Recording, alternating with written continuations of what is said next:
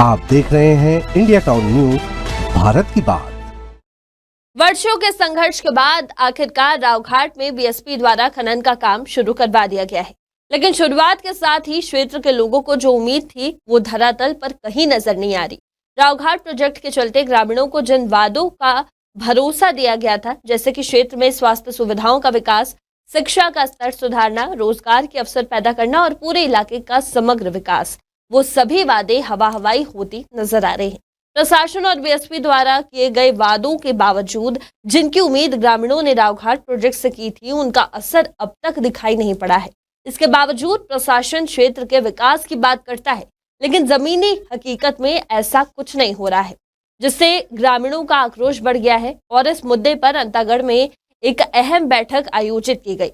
बैठक में ये चर्चा की गई कि क्षेत्रीय समितियों का विभाजन कर एक ब्लॉक स्तरीय समिति बनाई जाए। इससे पहले विभिन्न गांवों में छोटी छोटी समितियां बनाई गई थी, लेकिन आज की इस बैठक में ये फैसला लिया गया है कि अब एक ही ब्लॉक स्तरीय समिति कार्य करेगी और बाकी सभी समितियों को भंग किया जाएगा। पूरी खबर का निचोड़ इस रिपोर्ट में देखिए।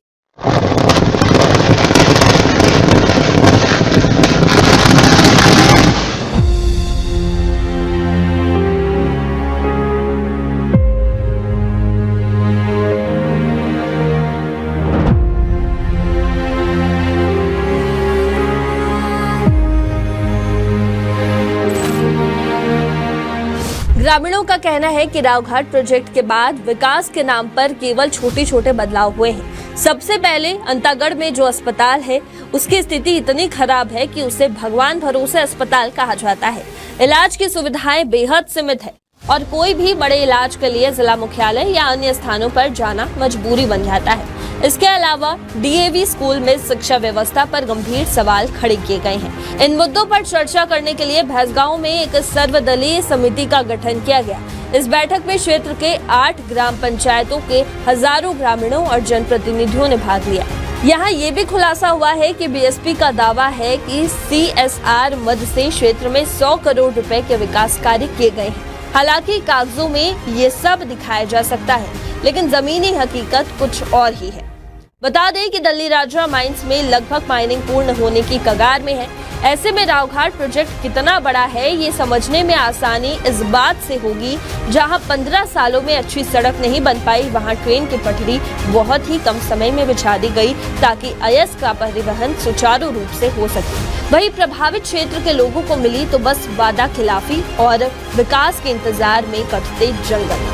सड़कों पर केवल धूल ही दिखती है, जिससे ये साबित होता है कि कोई भी बड़ा विकास कार्य यहाँ नहीं हुआ है। ग्रामीणों का कहना है कि रावघाट प्रोजेक्ट से उन्हें कोई फायदा नहीं हुआ है। शिक्षा, स्वास्थ्य, रोजगार और विकास के सभी वादे महज कागजों तक ही सीमित रहे।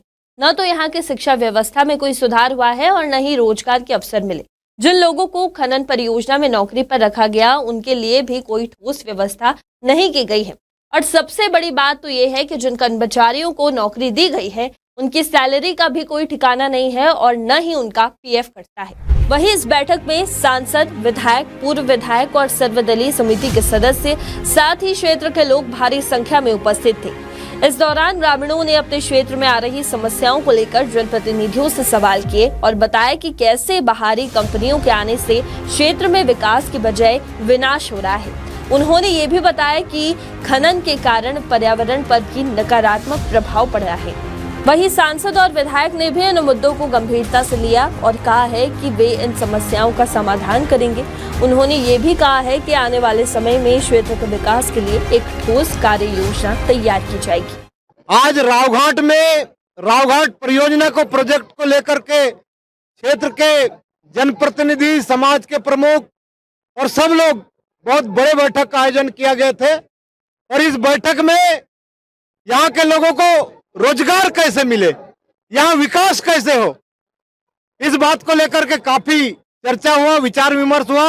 यहाँ के संघर्ष समिति, यहाँ के विकास समिति, सब लोगों ने अपनी अपनी बात कहा।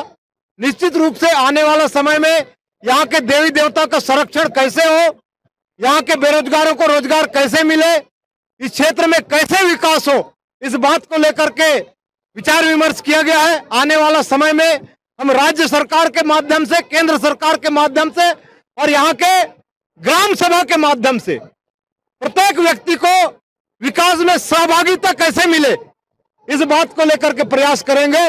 निश्चित रूप से आपका बैठक बहुत सफल रहा। यहाँ पर भैंसगांव में, यहाँ पर इस क्षेत्र के जो करीबन 37 गांव के साथ साथ 8 ग्राम पंचायत के लोगों की उपस्थिति में रावघाट के संबंध में यहाँ पर मूल रूप से यहाँ पर 2 अलग अलग समितियां हैं। विकास समिति, संघर्ष समिति के लोग भी उपस्थित थे, उनके साथ एक बैठक, चर्चा और ग्रामीणों के साथ भी चर्चा बात हुई। आने वाले समय में इस क्षेत्र में यहाँ के विकास के दृष्टि से मूलभूत यहाँ के जो जनता के मांग अनुसार विकास काम होना चाहिए और इस क्षेत्र के लोगों को पहले महत्व में काम शुरू हो, तो यहाँ पर जो भी जिस प्रकार के भी यहाँ पर काम होगा तो प्राथमिकता पहले यहाँ लोगों को मिलना चाहिए। यहाँ के साथ साथ यहाँ बहुत सारे चीज़ों की यहाँ जानकारी नहीं है, बहुत सारे मत, चाहे CSR का मत हो, चाहे DMF में हो, जो यहाँ के लोगों की इसकी जानकारी नहीं, तो बहुत सारे जो प्रस्ताव ग्राम पंचायत की स्तर से हो, स्थानीय समितियों के माध्यम से, और खास करके आज यहाँ पर अलग से ग्राम पंचायत के साथ साथ एक ब्लॉक स्तरीय कमेटी का भी निर्माण करने की जो बात चर्चा में आई है, उसका आने वाले समय में निश्चित रूप से समझ क्रियान्वयन होगा 2025 के बाद। और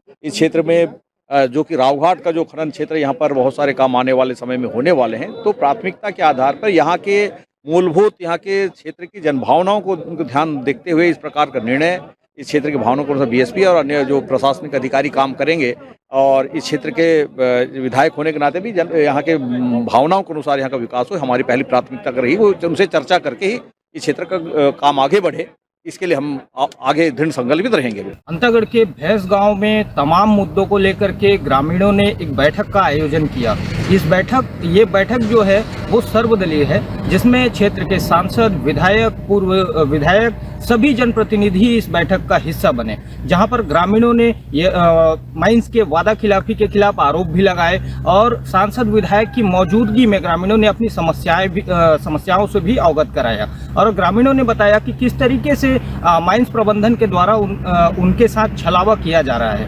वहीं हमने वहां पर जो माइंस प्रबंधन की ओर से जो रोजगार पाई युवतियों से भी बात किया, उनने भी हमें ये जानकारी दी कि उनके रोजगार का कोई आधार नहीं है, ना उनका PF कटता है, ना उन्हें तनख्वाह मिलता है सही टाइम पर, और ना ही ऐसी कोई उनके पास पुख्ता जानकारी कि वो उस जगह पर नौकरी कर रहे हैं। सीधे ये कहा जाए कि बिना दस्तावेजों के वहाँ पर नौकरी भी दे दी गई माइंस प्रबंधन के द्वारा, ऐसा आरोप ग्रामीणों का है। और इस बैठक में मुख्य रूप से चर्चा ये हुई कि जैसे पूर्व में 3 समितियां हुआ करती थी, अब इस बार चर्चा में सारे मौजूद लोगों ने जनप्रतिनिधियों के मौजूदगी में एक स्वर में हामी भरी कि ब्लॉक स्तरीय समिति के गठन पर भी इस जगह पर चर्चाएं हुई।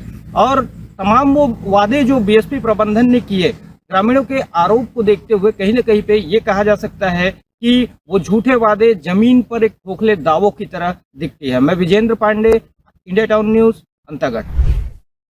इस मामले में सभी नेताओं ने इस बात पर जोर दिया कि क्षेत्र के विकास के लिए एकजुट होकर काम करना होगा।